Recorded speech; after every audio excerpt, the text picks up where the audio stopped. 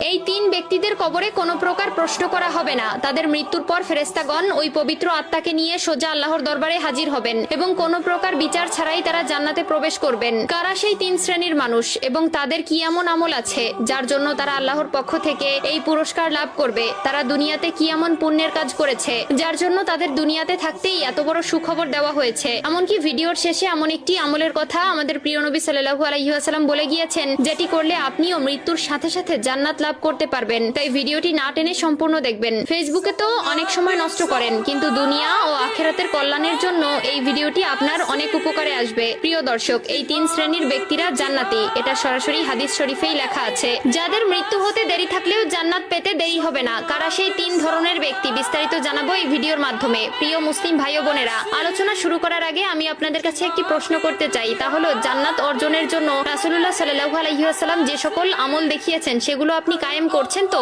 যদি করে থাকেন এবং প্রিয় নবীকে অন্তর থেকে ভালোবেসে থাকেন তাহলে কমেন্টে আলহামদুলিল্লাহ লিখে যাবেন। আর যদি শুরু করবেন ভেবে থাকেন তাহলে ইনশাআল্লাহ লিখে যাবেন। ভিডিওটি শেয়ার করার মাধ্যমে অন্য সকল মুসলিম ভাই বোনদের মাঝে ছড়িয়ে দিন। আপনার একটি মাত্র শেয়ারে এই তিন প্রকার জান্নাতি ব্যক্তিদের সম্পর্কে অন্যরাও জানতে পারবে। প্রতিটি মুসলিম ব্যক্তির স্বপ্ন পরকালে জান্নাত লাভ করা। আমরা প্রতিনিয়ত হাজার আমল করে থাকি, কিন্তু কেমন হবে যদি জান্নাত আপনার জন্য অপেক্ষা করে? আপনি যখনই মৃত্যুবরণ করবেন সাথে সাথে জান্নাতের দিকে অগ্রসর হবেন। শুনে আশ্চর্য হচ্ছেন? হ্যাঁ, এমনই তিন ধরনের ব্যক্তি আছে, যাদের মধ্যে প্রথম কাতারের ব্যক্তিবর্গরা হচ্ছেন যারা শহীদ হয়েছেন। এখানে শহীদ বলতে উল্লেখ করে তাদেরকেই বোঝানো হয়েছে যারা দ্বীন ইসলাম প্রচার ও তার রক্ষায় সশস্ত্র কাফেরদের হাতে নিহত হয়েছেন। তবে মহানবী সাল্লাল্লাহু আলাইহি ওয়াসাল্লাম এই এক শ্রেণীর লোক ব্যতীত আরো কিছু মানুষদেরকে শহীদের খেতাব দিয়েছেন, যারা মূলত দুর্ঘটনায় মৃত্যুবরণ করেছেন, তবে আত্মহত্যাকারী চির জাহান্নামী। দ্বিতীয় শ্রেণীর ব্যক্তিবর্গরা হচ্ছেন তারা যারা জুমার দিন বা রাতে মৃত্যুবরণ করবেন। আমরা সকলেই জানি হাদিস ও কোরআনে জুমার দিনকে সাপ্তাহিক ঈদের দিন বলে ঘোষণা দেওয়া হয়েছে